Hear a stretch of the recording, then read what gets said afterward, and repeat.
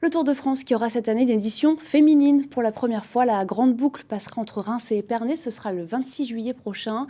Une étape que les participantes ont dû reconnaître et avec laquelle il faut se familiariser. Clément Meunier avec Olivia Garrett-Alaïs. De la souffrance et des écarts. Côte de Mutigny, à 14 km de l'arrivée du Tour de France féminin à Épernay. C'est ici que devrait se jouer la victoire, le 26 juillet prochain. Ah bah c'est là où ça va péter. Ah oui, c'est clair, ça. Même les bosses d'avant, ça sera déjà écrémé, mais ouais. Celles qui réussiront à passer dans le groupe de devant sur cette bosse, ce sera des costauds. Pour l'heure, l'équipe Cofidis est en reconnaissance. Arrivée directement de Paris, la formation a rendez-vous sur un parking de Vertu pour effectuer les 50 derniers kilomètres de l'étape, qui mènera les coureurs de Reims à Épernay. C'est ici que débute leur aventure. On a la chance d'avoir les étapes qui sont toutes déjà enregistrées sur un logiciel. On a toutes les étapes, tous les profils. Mais de le voir en réel, ça nous donne des données supplémentaires. Et puis voilà, surtout le feedback des athlètes va être très important. Parce que faire un briefing sur une étape quand on ne connaît pas le parcours, bon, on le fait. Mais là, les filles vont savoir, elles connaissent leurs qualités. Et puis elles pourront nous dire à la fin de l'étape, moi je vis cette étape, ou alors c'est trop dur pour moi, ou pas assez dur. Et ça nous aiguillera déjà sur le briefing de l'étape 3 au mois de juillet. 4 des filles qui doivent participer au prochain Tour de France féminin sont présentes. Parmi elles, l'Italienne Martina Alzini, ravie de découvrir la Champagne et de participer à la première édition du Tour de France Femmes, nouvelle version. Personnellement, je ne suis jamais été ici.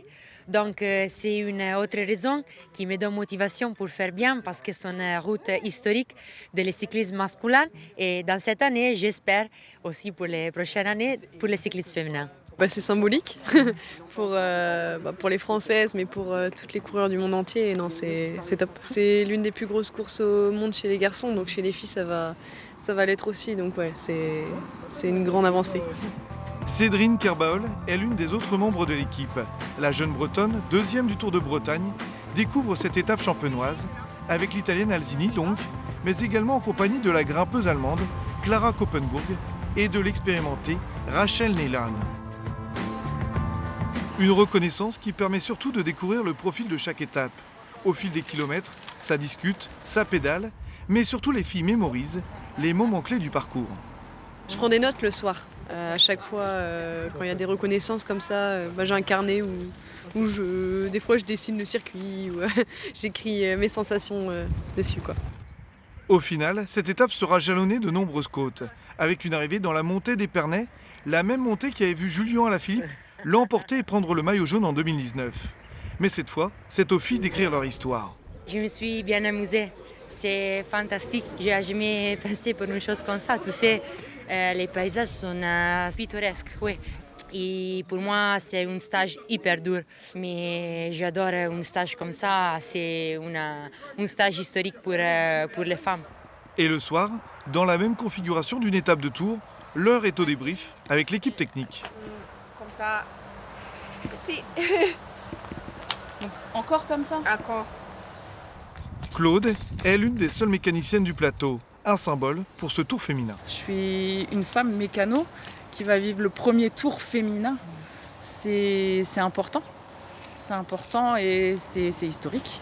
C'est historique pour le monde du cyclisme. Une journée pleine pour les coureurs et le staff qui dès le lendemain vont reconnaître l'étape suivante, qui mènera à Bar-sur-Aube. Rien n'est laissé au hasard. On a des courses qui arrivent, mais forcément l'objectif là, de cette deuxième partie de saison, c'est le Tour de France. On va monter en puissance jusque-là. On a en gros 2 mois, là, 2 mois pour préparer ça, mais on sait que ça vient très vite. Le but, c'est d'arriver le plus performant et le plus frais possible au Tour de France. Ouais.